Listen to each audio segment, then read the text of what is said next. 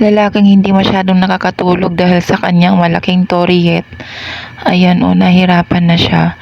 Pumunta siya sa gym para magpatulong kung anong gagawin dyan sa kanyang toriet. Ayan, sobrang laki nga naman. Bakit kaya nagkaganyan yan? Ba't ang laki?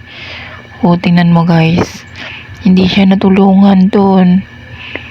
Ayan. Paano kaya yan? Totoo kaya yan? Grabe, bakit naman kasi lumaki ng ganyan? Siguro baka kinulam siya.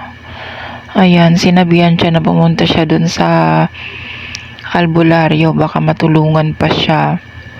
Yan, pumunta na siya dun sa bahay ng albularyo. Ayan guys, nagtaka din yung albularyo. Ayan, inanuhan ng wasay. Ano yan, ganyan? Puputulin ata. Ala, kawawa naman siya.